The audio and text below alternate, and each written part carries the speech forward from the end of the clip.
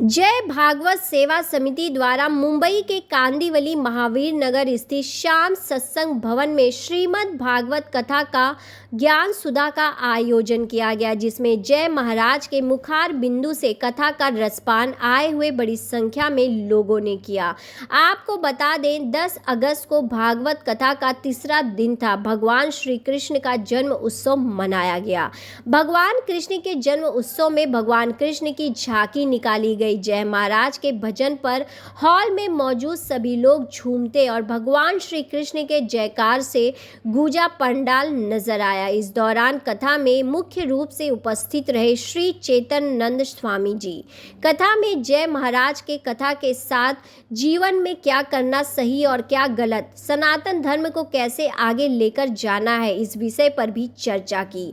गोपाल जी महाराज भी मौजूद रहे। उनका कहना था कि यहाँ कथा के दौरान भक्तों द्वारा चढ़ाए गए पैसों से गौशाला का निर्माण कराया जाएगा। कथा के दौरान वैशाली तन्ना, श्री राष्ट्रीय राजपूत करनी सेना के राष्ट्रीय अध्यक्ष जीवन सिंह सोलंकी, तारा माँ चैरिटेबल ट्रस्ट के राष्ट्रीय अध्यक्ष धर्मेश जोशी, बेटी बचाओ बेटी पढ़ाओ चैरिटेबल ट्रस्ट के राष्ट्रीय अध्यक्ष अजय एल दुबे, तुलसी आर्ट के ऑनर यश जोशी, सुंदरी ठाकुर और बड़ी संख्या में लोगों ने पहुंचकर जय महाराज के मुखार बिंदु से श्रीमद् भागवत कथा का रसपान किया।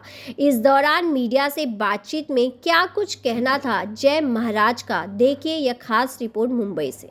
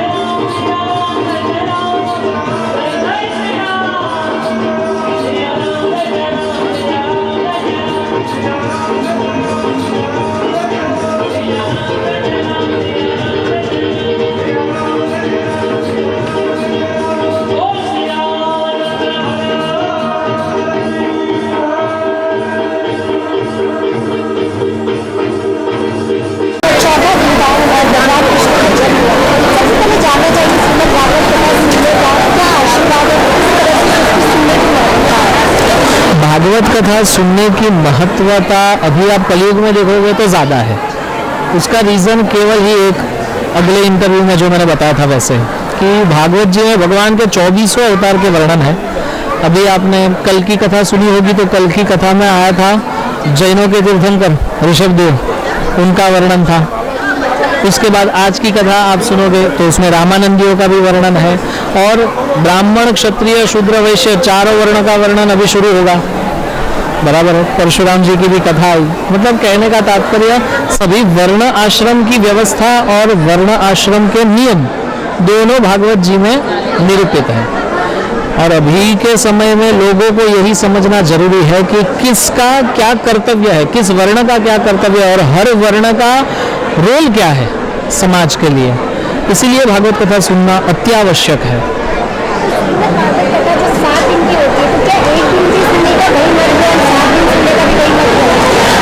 श्लोकार्धम श्लोकपादम वा, भागवत जी के महात्म्य में ऐसा लिखा हुआ है कि एक दिन, 2 दिन, 3 दिन भी नहीं, पूरा श्लोक भी नहीं, श्लोक आर्धम, आधा श्लोक या फिर आधे से भी आधा, श्लोक पादम, उस आधे का भी आधा जो पद है उतना भी आप भागवत जी का सुन लो ना तो भी आपका कल्याण हो जाता है। लेकिन शर्त सिर्फ इतनी है कि हृदय का जो भाव है वो शुद्ध होना चाहिए।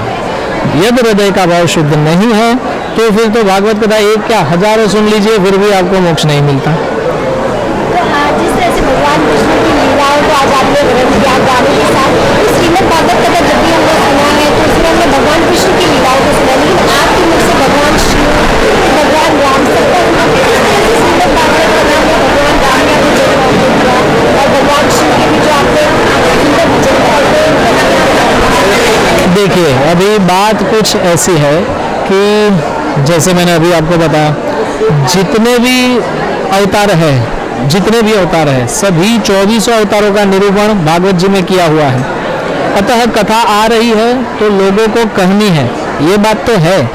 लेकिन इससे विशेष ये है कि हमारी कथा में आपने देखा होगा कहीं यंग जनरेशन आ रहे हैं। अभी लोगों को पता नहीं है कि हमारे सनातन धर्म में कितने देवी देवता है और सभी देवी देवताओं का क्या रोल है, और किसी देवता को हम पूज रहे हैं, किसका भजन कर रहे हैं, तो हमें पता ही नहीं है कि ये भजन करेंगे तो इस देवता का हमें किस तरह से उपयुक्त होगा जीवन में। इसीलिए अलग अलग कथाओं के माध्यम से हम लोगों को समझाने की कोशिश करते हैं। और सभी देवताओं को इसलिए लेते हैं क्योंकि आपको तो पता ही है हम सनातन धर्म का झंडा लेकर के निकले हुए हैं। ये जो जय भागवत सेवा समिति है सनातन के सिवा और कहीं चलती नहीं। तो हमारा यहाँ पर एक निर्णय है कि लोगों को पहले ऐसा होता था कि सीजनल भक्ति होती थी, लेकिन अभी लोगों को एक साथ सभी देवताओं का महत्व समझाना है। और सभी देव एक ही है, मूल तो सबका एक ही है, यही समझाना है। इसीलिए सभी भजन करके आप हर जगह जगह पर जाकर हर स्टेट में आप श्रीमद् भागवत कथा करें, लेकिन जिस तरह से भक्तों के अंदर की जो जोश, उनके अंदर का जो एक भक्ति में वो झूमने लगते हैं, तो ये देखकर आपको कितना अच्छा लगता है कि आज जो कथा कह रहे हैं वो भक्तों को भी सुनने में इतना ज़्यादा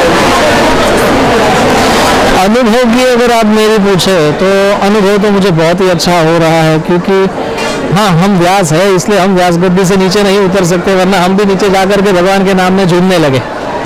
लेकिन जो सनातनियों का जोश है वो जोश उनकी भक्ति में दिख रहा है, और जिस हिसाब से वो लोग जितना मैं कह रहा हूँ उसका अनुसरण कर रहे हैं वो देख करके मेरी तो आत्मा तृप्त हो रही है और मन बहुत प्रसन्न हो रहा है।